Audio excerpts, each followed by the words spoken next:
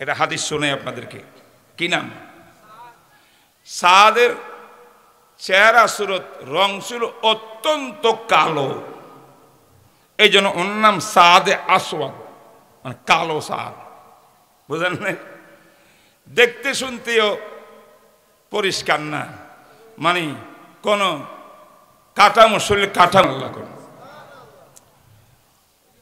তিনি ওনার বিয়ে, তিনি নবীজির দরবারে আসে। দেখেন কারা কারা নবীর মোহাব্বত করে, আবার যারা আসে না তাদেরকেও দেখে। তিনি প্রত্যেকের ঘরে ঘরে মদিনার কাছে যাই, বলছে আমার একটা মেয়ে দাও, আমি বিয়ের উপযুক্ত, আমি বিয়ে করব, আপনার মেয়ে চাই। সেই যুগে এরকম সরল সোজা ছিল। একজন সাহাবীও তাকে বিবাহ দিতে রাজি হইল না। তোর মতো কালো বিশ্রী কুশ্রী কে দিবে তোমার মেয়ে? ওই আমলের ইমানের এই গুণটা কেউ দেখতেছে না, খালি বাহ্যিক গুণ দেখে, কালো বিয়ে দেয় না। একদিন আল্লাহর নবীর দরবারে আসছেন, আসিয়া কই, ইয়া রাসূলুল্লাহ, গো নবী, আমি সাদ যে এমন কালো বিশ্রী, এই আমার কালো হওয়া বিশ্রী হওয়াটা কি জান্নাতে যাওয়ার জন্য কোনো বাধা হবে? আল্লাহ কি জান্নাতে কালো মানুষ দিব না? আল্লাহর নবী বললেন, হে আমার প্রাণের সাহাবী, যদি ঈমান রাখো এক আল্লাহর উপরে আর মোহাব্বত রাখো রসুলের, তরিকা হবে নবীর, হুকুম মানবা আল্লাহর, এই ঈমান যদি তোমার মধ্যে থাকে, তোমার কালো হওয়া, এই হওয়া, সেই হওয়া একটাও জান্নাতে যাওয়ার জন্য বাধা নাই।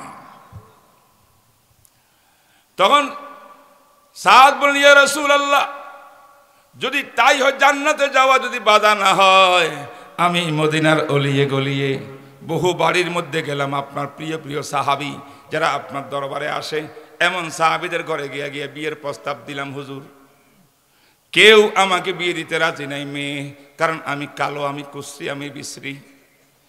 তো এইটা কেমন করি হইল? জান্নাতে যাওয়ার জন্য যদি বাধা না হয়, বিয়ের ক্ষেত্রে কেন আমার কালোপনটা বাধা হইয়া গেল? হুজুর আমি বিচার দিলাম আপনাকে। আল্লাহ বলে, সাদ এদিকে আসো, যাও ওয়াহাব আস-সাকাবী, বিশাল এক বংশীয় লোক, মদিনার বড় লোক, ওনার একটা সুন্দরী নারী, সুন্দরী মেয়ে, অতি সুন্দরী, অতি সুন্দরী, যার তুলনা হয় না, অতি শিক্ষিতা, এমন এক ভদ্র মেয়ে, শিক্ষিতা সুন্দরী মেয়ে। রসুল বলেন, সাদ, আমি রাসূলুল্লাহ তোমাকে ওই ব্যক্তি আমার সাহাবীর মেয়ের সঙ্গে আমি বিবাহ পড়াই দিলাম, যাও তুমি যাইয়া মেয়ে নিয়ে আসো। বলে সুবহানাল্লাহ। বিয়ে পড়ানোর অর্থ হলো আমি সিদ্ধান্ত দিলাম বিয়ে আমি করাবো, যাও তুমি জানাই দাও। ওই বাড়িতে গেছে, যাই কয়, যাও আপনার রসুল আমাকে পাঠাইছে, আপনার মেয়ের সঙ্গে রসুল আমাকে বিয়েও দিয়ে দিছে, এখন আপনার মেয়ের সঙ্গে আমার বিয়ে শেষ, ফিনিশ, ফাইনাল, আপনি আমাকে আপনার মেয়ে দিয়ে দেন। তারা কয়, কি তোমরা আমি মেয়ে দিছে? কে? আল্লাহ নবী। হতে পারে না, বিশ্বাস করি না। মেয়ে ভিতরে শুনতেছে পর্দার আড়ালে, হে গো আল্লাহ নবী পাঠাইছে আমাকে, রসুল বলছেন আপনার মেয়ের সঙ্গে আমার বিবাহ হয়ে গেছে, নবীজি করাই দিছেন। মা বাপ মানে না, ধাক্কায় বের করে দিছে। যখন চলে যায়, তাড়াতাড়ি পর্দার থেকে মেয়ে আসিয়া কয়, আব্বা, ও আম্মা, কি কাজটা করলা তোমরা? মুহাম্মদুর রসুলের প্রেরিত একজন সাহাবী, আমার নবী আমার জন্য, আমাদের রসুল তাকে নির্বাচন করেছে, নবীর পছন্দ যেটা, আমি তোমাদের মেয়ে আমার পছন্দ সেটাই, আমি বিয়েতে রাজি আছি 100 বার, যে নবী পছন্দ করেছেন। তাড়াতাড়ি তোমরা নবীর কাছে গিয়ে মাফ চাও, না হইলে আল্লাহ পাকের পক্ষ থেকে কোরআনের আয়াত নাযিল হয়ে যাবে তোমাদের বিরুদ্ধে। ঠিকই মা বাপে গেছে, বাপ গেছে, ইতিমধ্যে সাহাবীটা পৌঁছে গেছে, হুজুর আমাকে তো পাঠাই দিছে, ফেরত দিছে। আল্লাহ নবী জিজ্ঞেস করলেন, এই মেয়ের বাপ, আমার লোককে কেমন করে প্রেরণ করলে ফেরত দিলা? আমি তোমার মেয়ের সঙ্গে বিবাহ দিয়ে দিছি। কানতে কানতে বলে, হুজুর বেয়াদবি মাফ করবেন, আমরা বিশ্বাস করি না আপনি প্রেরণ করছেন। বিশ্বাস করে দুই কথা বলতাম না। আমার মেয়ে বলছে যেটা আপনার পছন্দ সেটাই তার পছন্দ, ব্যক্তিগত কোনো পছন্দ তার নাই। আমার মেয়েও রাজি, আমরাও রাজি হুজুর। আল্লাহ তখন রাসূল সাল্লাল্লাহু আলাইহি ওয়াসাল্লাম বলেন, যদি এই কথা না বলতা তাইলে তোমাদের বিরুদ্ধে আসমান থেকে কোরআনে আয়াত নাযিল হয়ে যাবে। মা কানা লিমুমিনিন ওয়ালা মুমিনাতিন, কোন মুমিন মুমিনার জন্য বৈধ না, ইদা কাযাল্লাহু ওয়া রাসূলুহু আমরান আন ইয়াকুন লাহুমুল খিয়ারাতু মিন আনফুসিহিম। রাসূল যখন সিদ্ধান্ত নেয়, আল্লাহ যখন বিধান আসে, তার বিরুদ্ধে যাওয়ার এক সেকেন্ড কোনো মুমিন মুমিনার জন্য বৈধ না, সেটা মানতে হবে। বলেন সুবহানাল্লাহ।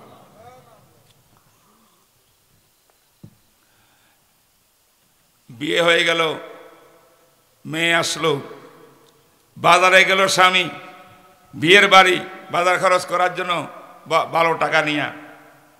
হঠাৎ করে জিহাদের আওয়াজ আসলো, হাইয়া আলাল জিহাদ, হাইয়া আলাল জিহাদ, হাইয়া আলাল জিহাদ। জিহাদের ঘন্টি বাজছে, মুসলমানরা মদিনা থেকে জিহাদে যাবে। সুবহানাল্লাহ কবেন না?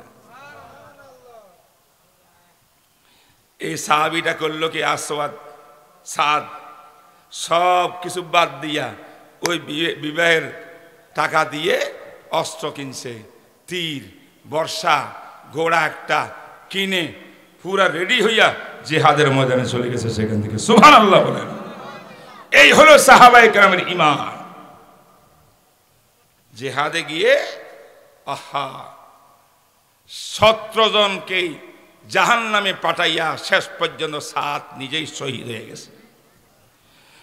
হাদিসের মধ্যে আছে রাসূলুল্লাহ সাল্লাল্লাহু আলাইহি ওয়াসাল্লাম হযরত সাদের লাশকে রানের উপরে নিয়ে বলছেন, সাদ তুমি তো কামিয়াব হয়ে গেছো, তোমার জিহাদের অস্ত্র শস্ত্র এগুলা সব তোমার বিবির কাছে ফেরত দিচ্ছি, তুমি জান্নাতে চলে যাচ্ছ, যাও।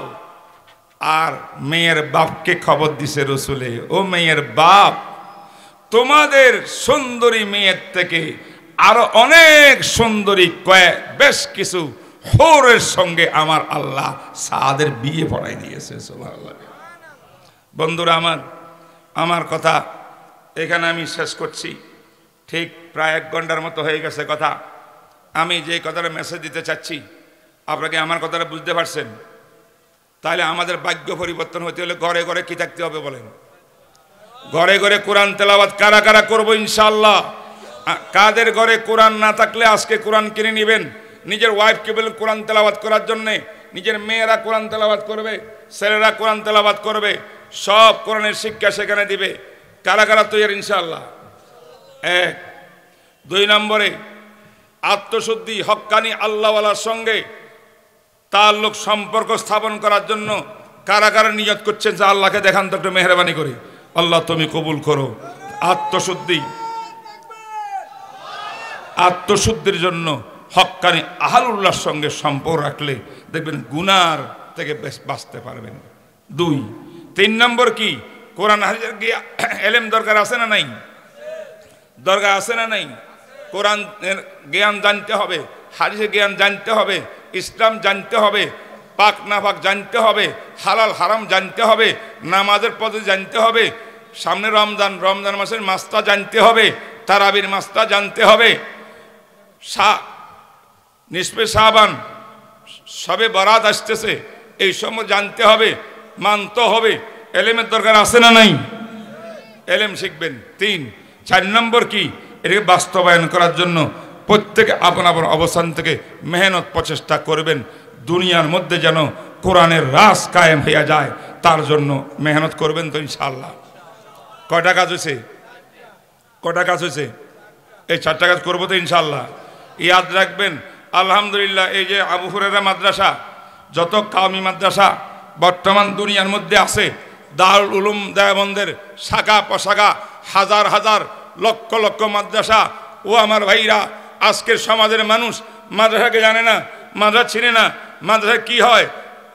উম্মতের ভাগ্য পরিবর্তন করার যে 4টা মিশন, প্রত্যেকটা মিশন ভালো করে পড়াইয়া মিশন বাস্তবায়ন করা হয় কওমি মাদ্রাসায়, ঠিক না বেঠিক? কোরআন শিক্ষা কোথায় হয় সবচেয়ে বেশি? কওমি মাদ্রাসায়। আল্লাহওয়ালা তৈয়ার হয় সবচেয়ে বেশি কওমি মাদ্রাসায়। কোরআন হাদিসের এলেমওয়ালা তৈয়ার হয় সবচেয়ে বেশি কওমি মাদ্রাসায়। এবং কোরআন হাদিসের রাজকে জমিনে কায়েম করার জন্য, সমাজে বাস্তবায়ন করার জন্য সবচেয়ে বেশি মেহনত করেওয়ালা তৈয়ার হয় কওমি মাদ্রাসায়। তাই মাদ্রাসায় আবু হুরায়রা রাদিয়াল্লাহু তাআলা আনহুর এই ঐতিহ্যবাহী প্রতিষ্ঠানকে মোবারকবাদ দিয়ে আজকের জলসার জন্যে। ওনাদের মেহনত, ওনাদের পরিশ্রম, ওনার দাওয়াত দিয়েছেন কষ্ট করে। আমরা অনেক দূরের থেকে এসেছি। এই কয়েকটা কথা আমি মাঝখানে বললাম, আর আগেও বয়ান হয়েছে। এখন ইনশাল্লাহ আমার পরে তাশরিফ বয়ান করবেন, আপনাকে নাচ শোনাবেন ইনশাল্লাহ। প্রোগ্রাম যখন শেষ হবে আখরি দোয়া হবে ইনশাল্লাহ। আমি এই পর্যন্ত আপনাদের সামনে বিদায় নিচ্ছি। আল্লাহ পাক যা কিছু কথা বলেছি আমাকে আপনাদের সবাইকে আমল করার জন্য সবাইকে তৌফিক দান করুক। ওয়া মা আলাইনা ইল্লাল বালাগ ওয়া আখিরু দাওয়ানা আলহামদুলিল্লাহি রাব্বিল আলামিন। সম্মানিত প্রিয় উপস্থিতি, আমাদের প্রধান বক্তা যেহেতু বাংলাদেশের প্রধান মুফতি, সেহেতু যে হাদিসের মধ্যে আছে যে নারী আর পুরুষের নামাজের কোনো ব্যবধান নাই, সব এক রকম নামাজ পড়তে হবে, এমন কোনো হাদিস নেই। তবে অনেক হাদিস আপনি পাবেন যে রাসূলুল্লাহ সাল্লাল্লাহু আলাইহি ওয়াসাল্লাম নারীদেরকে বলছে, তোমরা নারী জাতি, তোমাদের পর্দা পুশিদাকে সব সময় প্রধান হিসাবে রাখতে হবে। যেই নামাজের মধ্যে পুরুষের মতো নামাজ পড়লে তোমাদের সতর একটু এদিক সেদিক খুলে যাইতে পারে, ওইগুলো যেন খুলে না যায়। তাই তোমরা নিজেকে সংযম করি, শরীরকে ছোটোখাটো করিয়া তোমরা রুকু করবে, তাহাইয়ের মধ্যে বসবে এবং তোমরা এই হাত উঠাইতেও এরকম করবে। এইগুলা প্রত্যেকটা স্বতন্ত্র স্বতন্ত্র। আমার কিতাব আছে একটা, আহকামে সালাত নামে আমার একটা বই আছে, বাংলা বই। এই বইয়ের ভিতরে অন্তত 17-18টা পার্থক্য, নারী পুরুষের নামাজের পার্থক্য হাদিসের আলোকে, সাহাবায়ে কেরামের আকওয়ালের আলোকে, তাবিঈনদের আলোকে উল্লেখ করা আছে। তাই আমি যিনি বললেন এর সঙ্গে একমত না, বরং সমস্ত আকাবেরে দেবন, সমস্ত মযহাবের উলামায়ে কেরাম মনে করেন যে নারী আর পুরুষের কিছু কিছু সামান্য ক্ষেত্রে ব্যবধান আছে, আর মূল নামাজ কিন্তু সবার একরকম। তাই নারী পুরুষের কোনো ব্যবধান নাই, এই কথাটা মোটেও কোরআন হাদিস যুক্তিগত নয়, কোরআন হাদিস ভিত্তিক নয়। এইগুলা গায়ের জোরে কথা এবং হাদিসের অপব্যাখ্যা দেওয়ার কথা। আল্লাহ আমাদের সবাইকে আমল করার তৌফিক দান করেন। আলহামদুলিল্লাহ।